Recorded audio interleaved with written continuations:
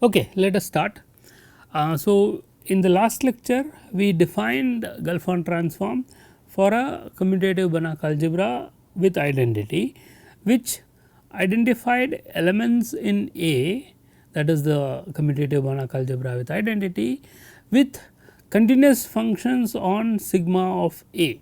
Okay. So, sigma of A was the space of all multiplicative linear functionals, which is a compact Hausdorff space. Okay. So, we will study this map in detail, which will so we will have to introduce what is known as C star algebras and study this in detail, which will lead us to spectral theorem. But before we go further, so let us just recall the definition. Okay. So, Gelfand transform is defined to be like this: x hat from sigma A to C, right. This is the definition. The definition is very simple, right, but it identifies the point x in A as x hat, which is a continuous function on a compact Hausdorff space. Okay. So, before we go further, let us just look at the example we have always in our mind. So, if I take A to be C of x, where x is compact T2. Okay. Well, what happens in this case? What is the maximal ideal space? Well, the maximal ideal space. So, any maximal ideal is given by a point, right. So, sigma of A can be identified with x, the space itself, right. If I take a point x naught in x, then the corresponding phi sub x naught will be in sigma of A, right. How is phi sub x naught defined?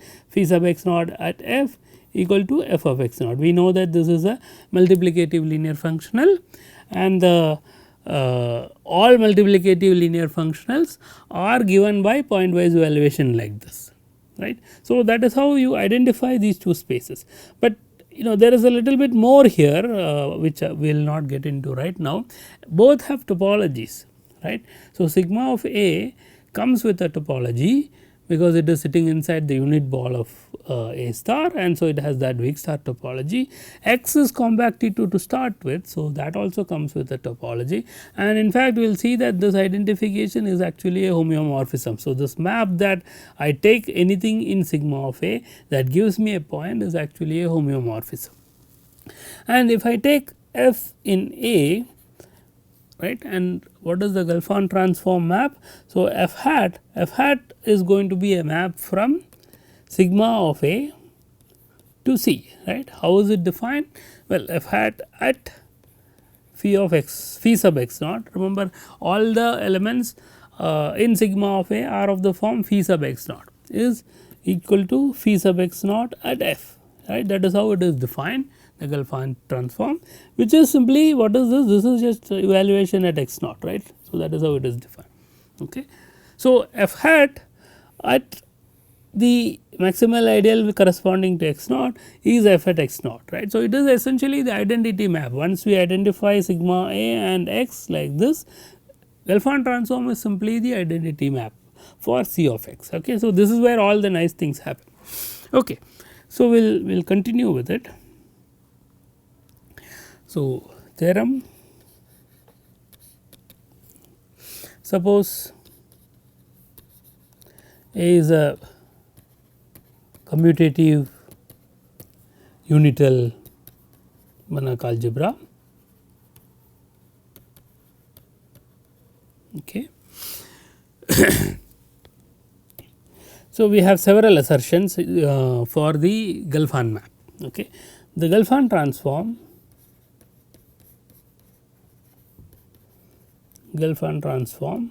so that is a transform from A to continuous functions on sigma A, right, is an algebra homomorphism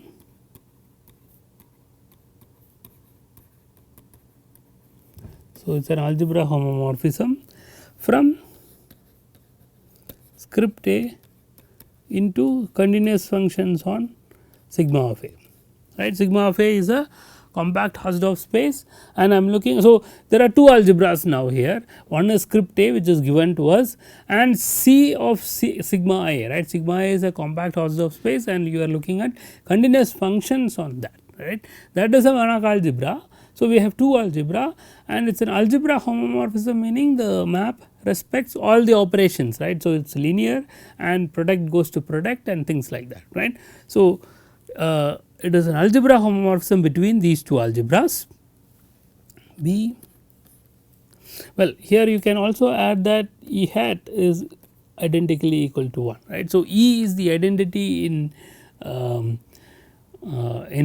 script A, then its Gelfand transform is the constant function on sigma A, right. Of course, that has to be right, identity has to go to identity.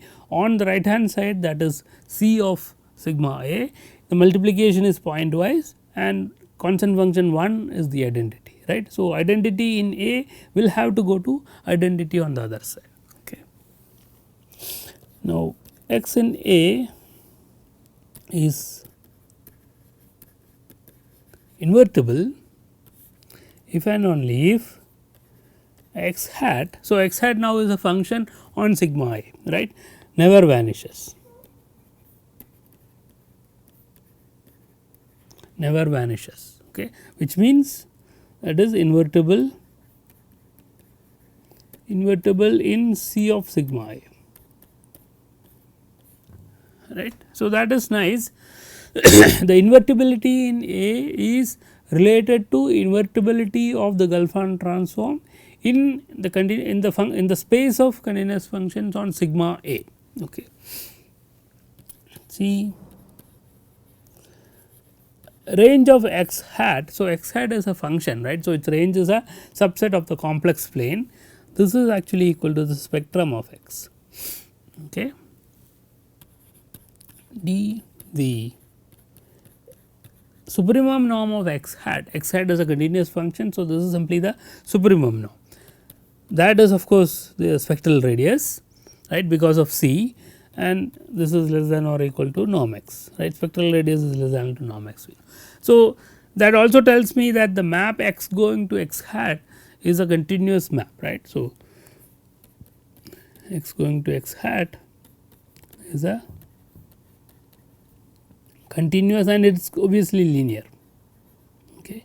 So, so it is a continuous linear map which is also an algebra homomorphism, right. So, we have this.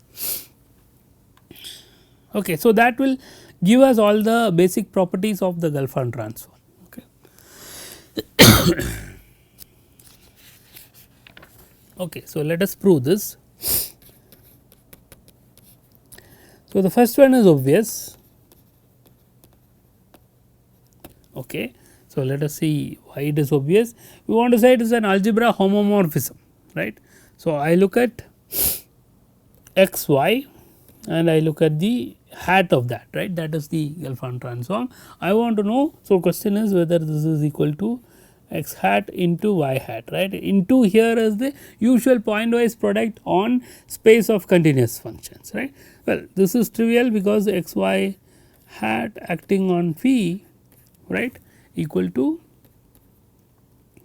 phi of x y, that is the definition, but phi is multiplicative, right. So, phi coming from sigma A, right, that is my space, and x hat or y hat is a function on that sigma A, right.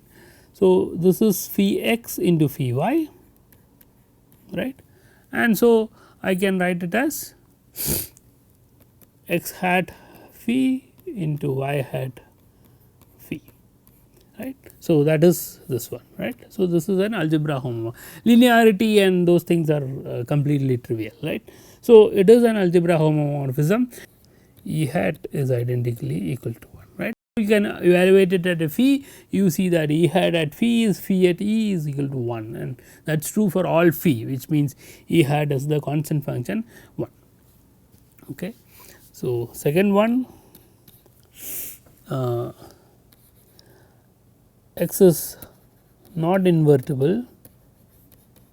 So, let us see what the assertion was. Assertion was that x is invertible if and only if x hat never vanishes. Okay. So, x is not invertible if and only if x belongs to some maximal ideal, right, because if x is not invertible, the ideal generated by x is proper, and so it will be contained in some maximal ideal. Conversely, if x belongs to some maximal ideal, it cannot be invertible, right, otherwise the maximal ideal will be the whole space. If and only if x belongs to, well, what are maximal ideals? So, now we have proved that maximal ideals and kernel of multiplicative linear functionals are in 1:1 correspondence, right. So, x belongs to a maximal ideal if and only if x belongs to, so let me write this into x belongs to kernel of phi for some phi in sigma of a, right. It has to belong to the kernel of some multiplicative linear functional. Okay. If and only if x hat of phi, right, that is phi at x, and phi at x is 0, right, is 0 for some phi, right, for some phi in sigma of phi. So, that is all. So, x is not invertible if and only if x hat vanishes at some point, right. So, x is invertible if and only if x hat is never vanishing on sigma of a, right. So, that was the second assertion. See, well, what is C? Let us look at the third one, range of x hat equal to sigma x, right. So, range of x hat equal to sigma of x, right. This is the assertion we have to prove. So, the spectrum of the element is simply the range of the Gelfand transform of that element. Okay. So, let us see lambda in sigma of x. So, that is the spectrum of x if and only if lambda e minus x is not invertible, okay, if and only if, now the argument is exactly what we have done earlier. It is not invertible, meaning there is a there exists phi in sigma of a such that phi of lambda e minus x is equal to 0, right.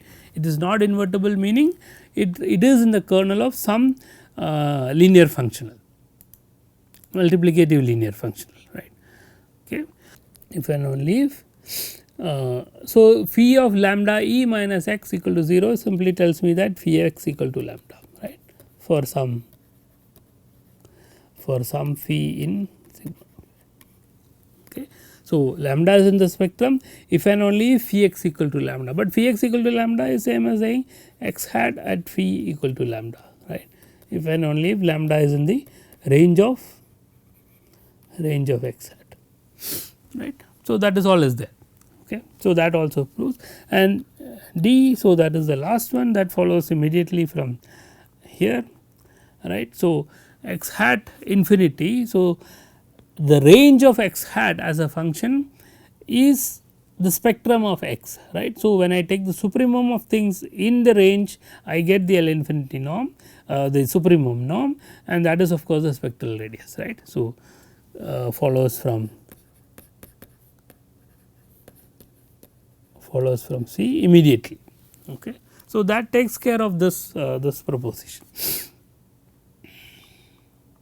So, before we go further, let us look at what this proposition means for the example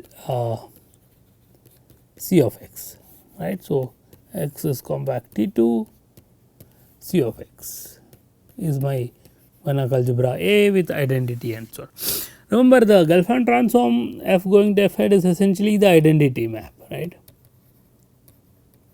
identity map after identifying x with sigma of a. Okay. So, as I said, there was some topological thing which we did not prove, it will come once we finish the theory. So, what is the spectrum of f? So, if I take f in C of x, what is the spectrum of f? Well, spectrum of f is range of f hat is f itself. So, this is just range of f, right, because if I take anything in the range of f lambda, then f minus lambda is not invertible, because it is 0 at some point, right. Invertibility is same as saying non vanishing, right. So, the range is simply the spectrum of f, and the spectral radius, well, in this case everything is nice, because the supremum norm of f hat and the supremum norm of f are same, right. So, everything becomes nice. So, this is the case that happens with sister algebras, which is what we will prove. Okay. Alright. So, let us continue. So, we bring in another operation in A called involution. So, this will be analogous to the adjoint operation for operators. So, if I take an operator T, I know that there is a T star, right, that is the adjoint of T, and we bring in that as an abstract operation in A, and then we will see that similar properties are true. Okay. So, an involution of A. So, A is a commutative Banach. Commutativity is not necessary for defining the involution and so on, right, the star operation.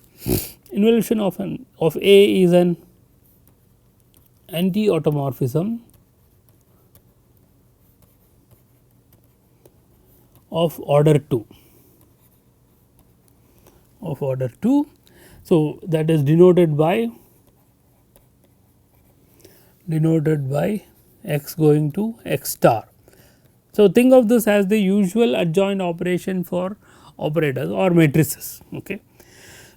And it has it has to have the following property: x plus y star equal to x star plus y star. So, star respects the addition, okay, and it is anti. So, because of this x y star will be y star x star, and lambda times x star would be lambda bar x star, and finally, it is order 2. So, x star star will be equal to x, right. So, that is what you mean by order 2. So, such a thing is called an involution, and if you have a Banach algebra with an involution, we call it a Banach star algebra. We say that A is a Banach star algebra if A has an involution.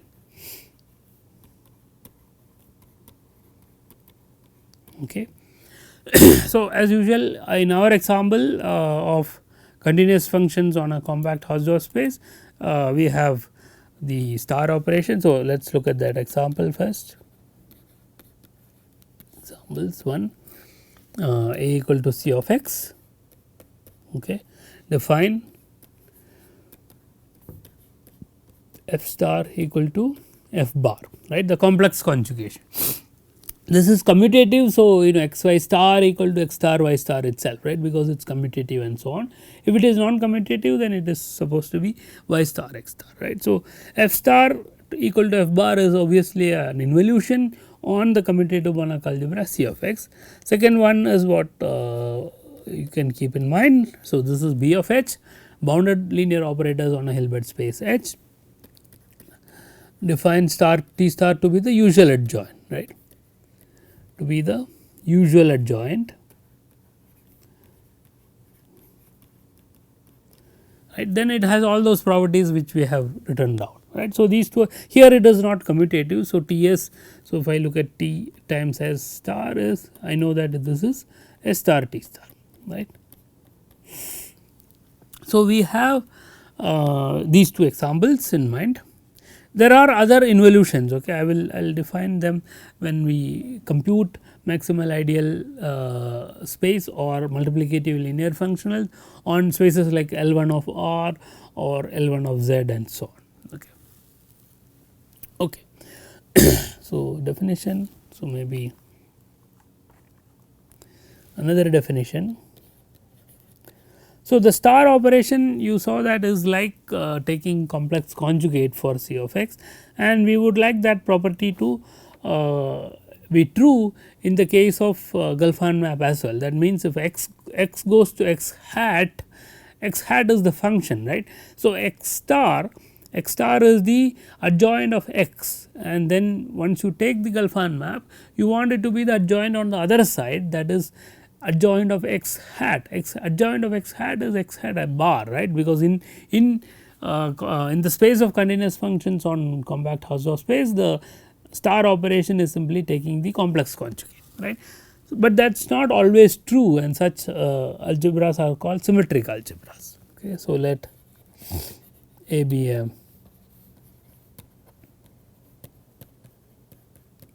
commutative unital Banach algebra.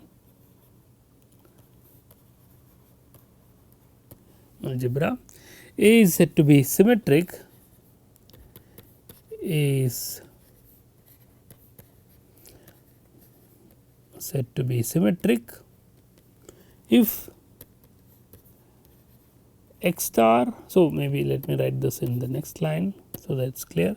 X star hat. So, that is the Gelfand transform, right. So, that is equal to x hat. Now, x hat is a continuous function on sigma of A, right. There the operation is bar, right. This happens. So, for every x in A. Okay. So, this need not happen. Okay. So, need not happen, and if this is true, we call that algebra symmetric. An obvious example is the continuous functions on compact Hausdorff space. Okay. So, example is C of x, right. This is symmetric. So, let us prove a proposition, basic properties using star and so on. So, as usual, A is a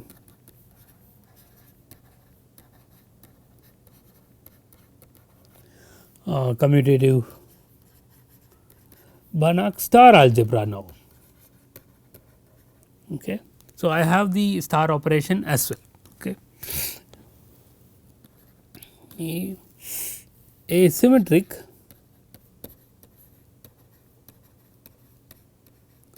if and only if x hat is real valued. So, remember x hat is a complex valued continuous function on sigma of A. It is real valued if x equal to x star, right. X equal to x star means self adjoint, right. So, these are the self adjoint elements in A, right. So, remember the t equal to t star means t is a self adjoint operator, right. That is the same concept we are using. X equal to x star meaning x is a self adjoint element in A, and A is symmetric if and only if the self adjoint elements in A are mapped to real valued functions. So, real valued function in continuous functions are the self adjoint elements, right. So, self adjoint elements should go to self adjoint elements. B, if A is symmetric, then x hat, where x runs over A. So, these are all continuous functions on sigma of A. So, there is a class of continuous functions on sigma of A is dense in C of sigma I.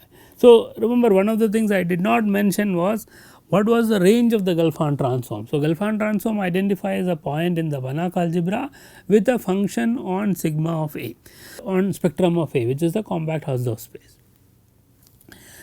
We do not know about the range, right. So, we do not know how many elements are there in the range, how big it is and so on, and this tells me that if A is symmetric under some conditions. So, symmetricity meaning self adjoint elements go to self adjoint elements under the Gelfand transform, then the range is actually dense, right. So, this is the range of the Gelfand transform, right. So, range of the Gelfand map,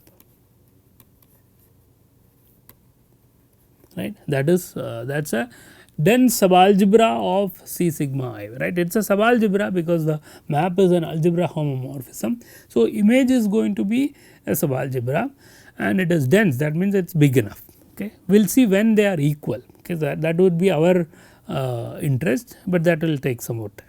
Okay. So, let us prove this proposition. If A is symmetric,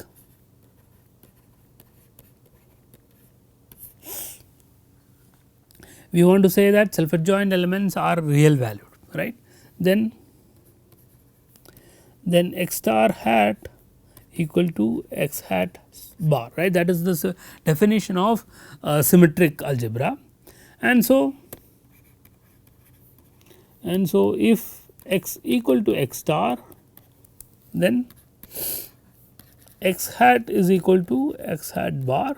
So, x hat bar, x hat is real valued,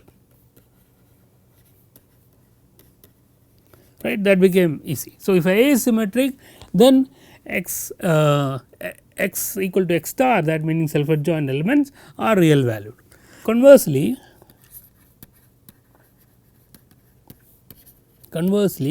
let x belong to A, okay, and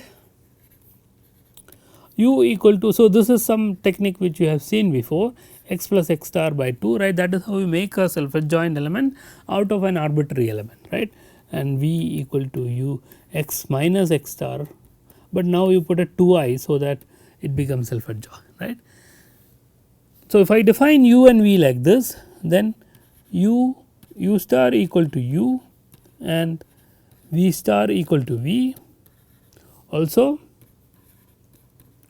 x equal to u plus I v, right. So, I am writing x as a linear combination of self adjoint elements, okay. Okay. X star would be u minus I v, right, because u star is u, v star is v, because of the I will get a minus there, right. So, just like taking complex conjugation. Okay. So, I have both x and x star now. Now, x star hat, so x star is given like this. So, that is simply u hat minus I v hat, right, because it is linear and so on. And so, this is nothing but x hat bar, right, because u hat and v hat are real valued,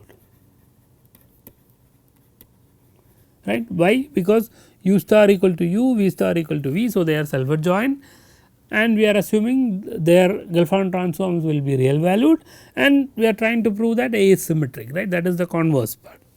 So, I looked at x star hat and I saw that it is x hat bar, and so A is symmetric, right. So, implies A is symmetric. Okay. So, that was the first one.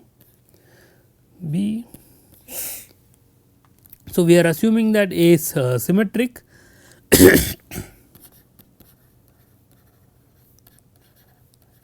Assume that script A is symmetric.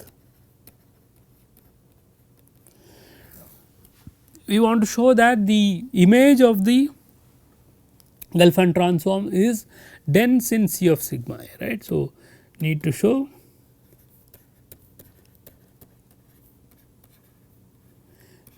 that x hat, where x belongs to A, is dense in C of sigma A. Okay. All right. So, let us see. So, this follows immediately from the Stone-Weierstrass theorem. So, use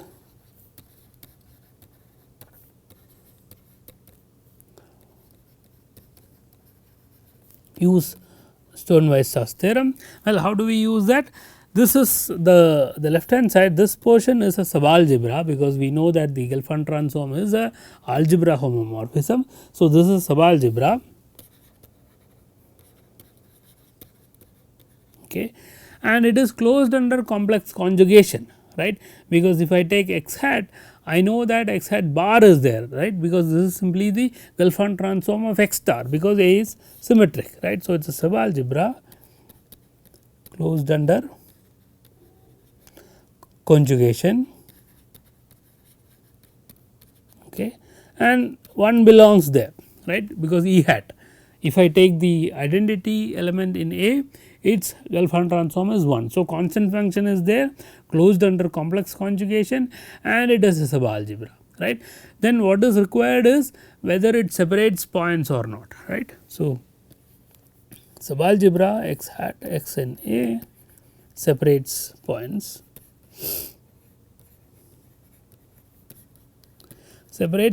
in sigma of A, right, that is trivial because if phi 1 is not equal to phi 2. So, let me write down that as well and then we will finish. So, phi 1 is not equal to phi 2, then there exists x such that phi 1 x is not equal to phi 2 of x, right, which is same as saying x hat at phi 1 is not equal to x hat at phi 2, right. So, the function x hat separates phi 1 and phi 2, right. So, it separates points.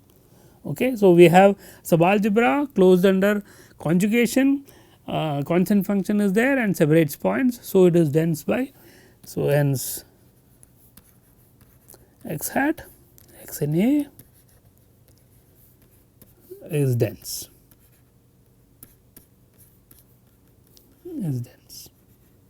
Okay. So, that follows from Stone-Weierstrass theorem. Okay. So, we will stop here, we will continue studying Banach's star algebra with one more condition. So, that will lead us to what are known as C star algebras, and we will see that the commutative C star algebra with identity are precisely continuous functions on a compact Hausdorff space. So, that is the Gelfand-Neumark theorem. Okay. So, all right. So, we will stop here.